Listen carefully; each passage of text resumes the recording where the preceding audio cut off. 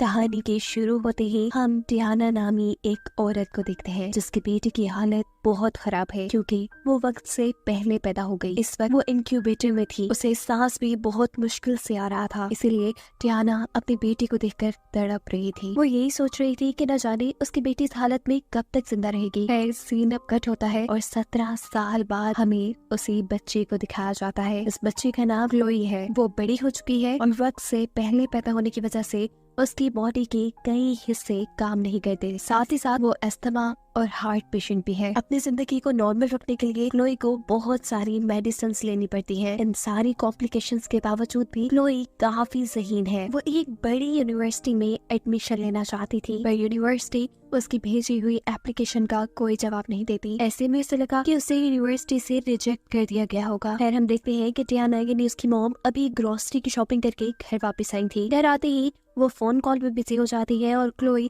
जैसे ही grocery bag से chocolates लेने के लिए बैग खोलती है तो उसे इसके अंदर टियाना के नाम पे कुछ टैबलेट्स मिलती है, जिन्हें देखकर वो परेशान हो जाती है क्योंकि उसकी मॉम तो कोई टैबलेट नहीं यूज करती थी। फिर आखिर उन्हें क्या हुआ होगा। रात में अब उसकी मॉम उसे टैबलेट्स देने के लिए आती है। क्लोई नोटिस करती है कि उसे वही टैबलेट दी गई थी जो उसकी मॉम के नाम से आई थी। वो टियाना से पूछती है कि ये टैबलेट्स आपके नाम से क्यों आई थी। तो टियाना जवाब में कहती है शायद ये फार्मा की गलती है। ऐसे में क्लोई चुपचाप वो मेडिसिन ले लेती है। अगली सुबह क्लोई वही मेडिसिन रैक में से निकालती है। इस मेडिसिन को चेक करने पे उसका फार्मूला ट्रायोक्सिन लिखा था, लेकिन अजीब बात ये थी कि इस मेडिसिन को किसी और मेडिसिन के रैपर से रैप किया गया था। और ये देखने पर क्लोई को अब अपनी मॉम पे शक होता है। वो सारी मिस्ट्री का पता चलाने के लिए अब जल्दी से कंप्यूटर पे ट्रायोक्सिन सर्च करती है। यानी उस मेडिसिन के रैपर पे लिखा हुआ फॉर्मूला सर्च करती है। लेकिन आज उसके मॉम के कंप्यूटर का इंटरनेट नहीं चल रहा था। हम देखते हैं कि इंटरनेट असल में टियाना ने ही ऑफ किया था, जो दूर खड़ी उसे अभी भी देख रही थी। इस वक्त तो वो चुपचाप अपने कमरे में आ जाती है। अगली सुबह जब वो देखती है कि उसकी मॉम गार्डन में बिजी है तो वो जल्दी से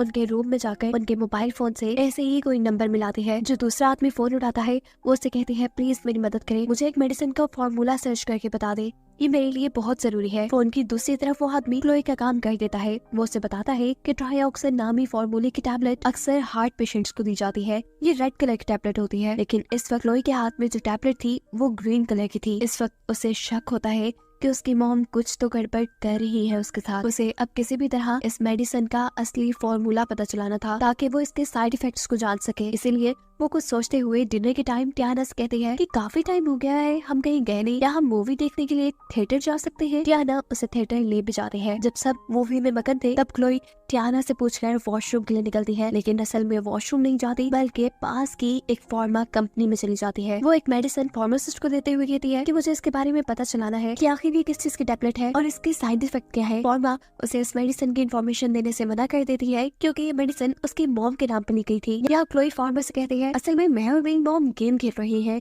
उन्होंने मुझे ये टास्क दिया है कि मैं इस मेडिसिन का फॉर्मूला ढूंढ के लाऊं। प्लीज अगर आप मेरी मदद कर देंगी तो मैं जीत जाऊंगी। ये सुनते हुए फार्मा उसे सर्च करके बताती है। ये सुनते हुए फार्मा उसे मेडिसिन देखकर बताती है कि ये मेडिसिन डॉग्स के लिए इस्तेमाल होती है और अगर कोई इंसान इन मेडिसिन को ले ले तो वो पैरालाइज हो सकता है। ये सुनने के बाद क्लोई बहुत ज्यादा डर चुकी थी क्योंकि उसके घर कोई डॉग नहीं था और बचपन से ही उसे उसकी मॉम ये टैबलेट्स देती आ रही थी। उसे ढूंढते परेशानी और डर में उसे अस्थमा अटैक भी आ चुका था। वो सांस मुश्किल से ले रही थी और इसी टाइम पर टियाना यानी उसकी मॉम भी उसे ढूंढते हुए यहाँ आ चुकी थी। वो उसे एक इंजेक्शन लगाते हुए बेहोश कर देती है और फिर अपने घर ले आती है। जब वो होश में आई तो उसने देखा वो अपने कमरे में लॉक थी, जबकि बाहर टियाना अपने कंप्यूटर पे सर्च कर रही थी कि किसी भी इंसान को पैरालाइज कैसे किया जा सकता है। यहाँ क्लोई भी अपने कमरे से बाहर निकलना चाहती थी। तभी उसके जहन में एक आइडिया आता है कि वो अपने कमरे की विंडो से दूसरे कमरे में जाकर अपने कमरे का दरवाजा खोल सकती है।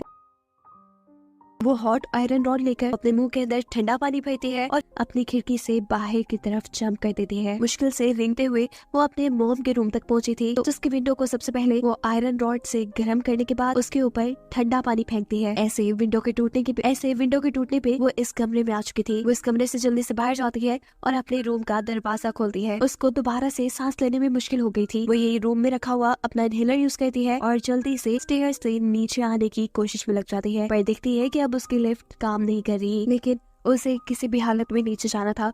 वो अब अपनी व्हीलचेयर को पहले नीचे फेंकती है और फिर खुद भी सीढ़ियों से गिर जाती है। उसे इस वक्त काफी चोट भी आई थी, लेकिन वो अपने आप को संभालते हुए दोबारा व्हीलचेयर पे बैठकर घर से बाहर निकल जाती है। घर से निकलने में तो वो कामयाब हो गई, लेकिन वो मदद किससे मांगे? उसके घर के आसपास किसी का भी घर नहीं था। वो रोड पे निकल जाती है और तभी उसे एक गाड़ी की आवाज आती है। क्लोई को लगा कि ये टियाना की गाड़ी है, इसीलिए वो जंगलों में छुप गई, पर असल में ये तो एक ट्रक था। वो इस ट्रक के सामने जाकर खड़ी हो जाती है, जिसे देखकर ट्रक वाला अपना ट्रक रोक देता है। क्लोई यहाँ से मदद मांगती है। वो उसे सारी कहानी सुना देती है कि कैसे उसकी मॉम बचपन से उसे डॉग्स की मेडिसिन देकर पैरालाइज रख रही है, उसकी जान खतरे में है। वो इस आदमी से कहती है कि मुझे किसी भी हालत में पुलिस स्टेशन जाना है। यह आदमी उसकी बात मान लेता है। इससे पहले कि वो क्लोई को अपने ट्रक में बिठाता, पीछे से टियाना आ जाती है, जो उससे पूछती है कि तुम मेरी बेटी को आखिर कहाँ लेके जा रहे हो? जिसके जवाब में ये आदमी कहता है कि तुम्हारी बेटी को लगता है कि तुम उसे गलत मेडिसिन दे रही हो। वो तुम्हारे खिलाफ पुलिस स्टेशन जाना चाहती है और इस काम में मैं उसकी मदद करूंगा। टियाना के तो अब होश ही उड़ चुके थे। टियाना उसे बहुत तरीकों से समझाती है, उसे रोकने की बहुत कोशिश करती है, लेकिन जब यह आदमी नहीं रुकता तो मजबूरन टियाना को गलत रास्ता इस्तेमाल करना पड़ता है। वो यहाँ पर क्लोई का बेहोश होने वाला इंजेक्शन इस आदमी को लगाकर क्लोई को घर वापस ले जाती है। यानी एक और मरतबा क्लोई उस खतरनाक जिंदगी में पहुंच चुकी है। टियाना ने क्लोई को अब उसकी बेसमेंट में जंजीरों से बांध के रखा था और यहाँ पर वो एक मेडिसिन भी बना रही थी ताकि वो क्लोई को हमेशा के लिए पैरालाइज कर सके। क्लोई हर हाल में यहाँ से निकलना चाहती थी, इसीलिए वो बेसमेंट के अंदर ही कुछ जरूरी चीजें ढूंढना शुरू करती है, जिसकी मदद से वो यहाँ से निकल सके। इसी दौरान क्लोई को यहाँ पे कुछ इम्पोर्टेंट डॉक्यूमेंट्स भी मिलते हैं, जिसमें उसका यूनिवर्सिटी से आया हुआ ऑफर लेटर भी था, जिसे उसकी मॉम ने यहाँ छुपा लिया था। ये देखकर क्लोई काफी दुखी होती है, क्योंकि ये उसकी जिंदगी का सबसे बड़ा ख्वाब था जो उसकी मॉम ने तोड़ दिया। थोड़ा और ढूंढने पर क्लोई को यहाँ हॉस्पिटल के डॉक्यूमेंट्स भी मिलते हैं, जो उसी के नाम पे थे। उसे डॉक्यूमेंट्स देखने पे पता चलता है कि क्लोई नामी प्रीमेच्योर बच्ची जो आज से 17 साल पहले पैदा हुई थी, वो पैदा होते ही चंद घंटों बाद मारे जा चुकी थी। यहाँ उसका डेथ सर्टिफिकेट भी था। अगर वो बच्ची मारी जा चुकी थी तो क्लोई कौन थी? क्लोई को इन्हीं डॉक्यूमेंट्स में एक न्यूज़पेपर की कटिंग भी मिलती है, जिसमें एक कपल की फोटो थी। वो लोग रो रहे थे क्योंकि जिस दिन जिस हॉस्पिटल के अंदर क्लोई पैदा हुई,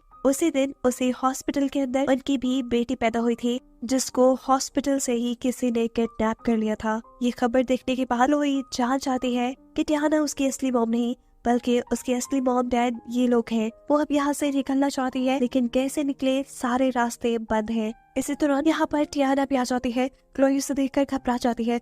उसे कहती है, दूर रहो मुझसे, मैं जान गई हूँ तुम मेरी मॉम नहीं हो, तुमने मुझे हॉस्पिटल से किडनैप किया था, मैं उस कपल की बेटी हूँ। टियाना ये सारी बातें सुनकर इमोशनल हो जाती है। वो क्लोई से कहती है, तुम मेरा यकीन मानो, तुम मेरी बेटी हो, मैं तुमसे बहुत प्यार करती हूँ, मैं आज के बाद तुम्हें ऐसी कोई मेडिसिन नहीं दूंगी, बस मैं चाहती हूँ कि तुम हमेशा मेरे पास रहो। लेकिन क्लोई यहाँ दोबारा टियाना के साथ बदतमीजी करती है, तो टियाना को भी अब गुस्सा आ जाता है। वो अब बड़े से इंजेक्शन में क्लोई को पैरालाइज करने के लिए अपनी बनाई हुई मेडिसिन भरती है।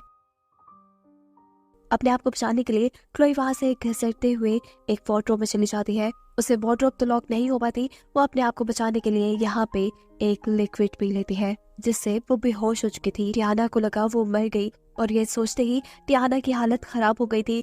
वो बहुत ज्यादा रो रही थी, क्योंकि वो सच में क्लोई को अपनी बेटी मानती थी।